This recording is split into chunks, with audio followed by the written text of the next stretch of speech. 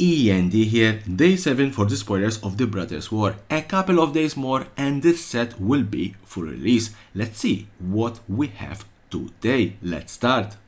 And I want to start with a couple of common cards. Goblin Blast Runner for 1 red, it's a 1-2. It gets +2/+0 and has menace as long as you sacrifice a permanent this turn.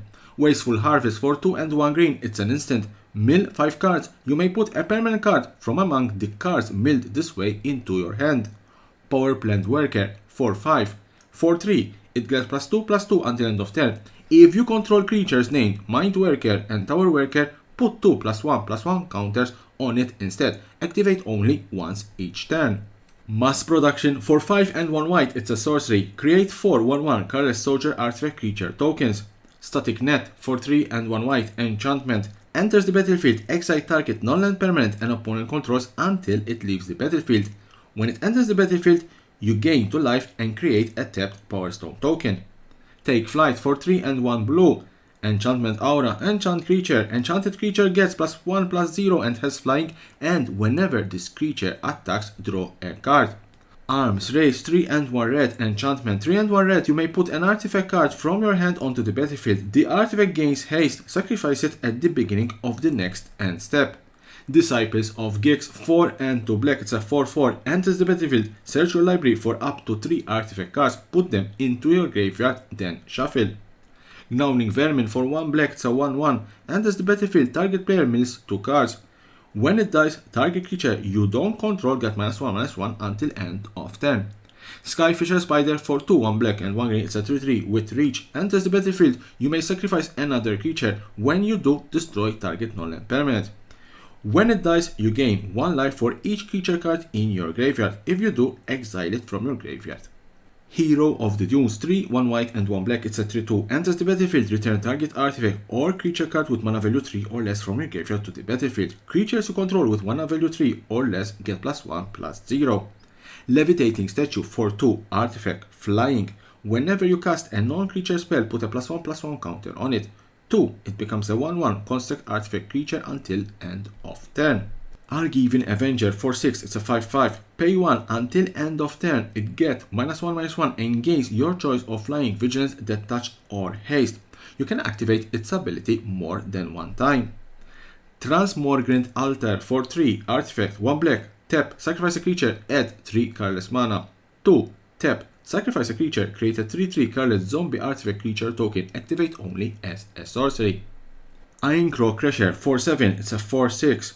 Whenever it attacks, target attacking creature gets +X/+0 until end of turn, where X is its power. And you can play it also for Prototype 2 and 2 green, it's a 2/5. If you don't know how to play Prototype, I did a tutorial video explaining the particular mechanic, how it works. The rare cards Sky Strike Officer 2 and 1 blue, it's a 2/3 with flying. Whenever it attacks, create a 1/1 colorless soldier artifact creature token. Tap 3 untapped soldiers you control, draw a card. Misery's Shadow 1 and 1 black, it's a 2/2. If a creature an opponent controls would die, exile it instead, and that's very good against graveyards. For 1, it gets +1/+1 until end of turn. Faithful Cooperation 3 and 1 black, it's a sorcery. Choose target artifact or creature you control, draw cards equal to its mana value.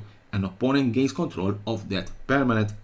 Exaggeration 5 and 2 red, it's a sorcery. Each player reveals a number of cards from the top of their library equal to the number of non-land permanents they control. Put all permanent cards revealed that way on the battlefield, then puts the rest into their graveyard.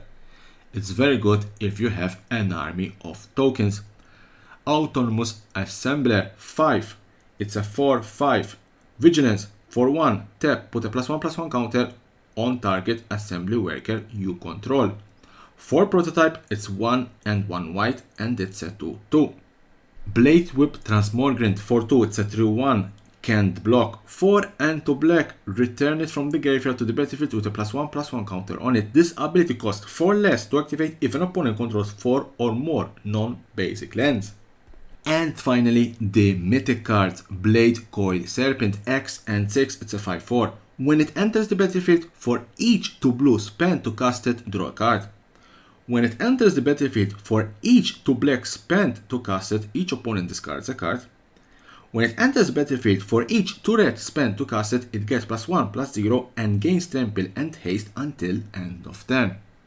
Okay, it seems a very difficult creature to cast, but remember Power Stones. Power Stones will be an essential for artifact decks, and the Brothers War has a lot of ways of creating these essential stones.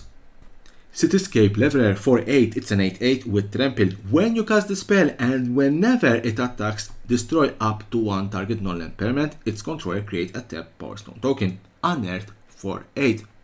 Same here, a big creature, an 8 drop, but with Power Stones you can cast the spell at an early stage of the game.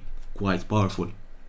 So that was the last card in this particular day 7 of the spoilers of the Brothers War. Join me again tomorrow for another day of spoilers of this epic set. And don't forget to subscribe to my channel for more and more interesting videos about Magic the Gathering and the collectible world.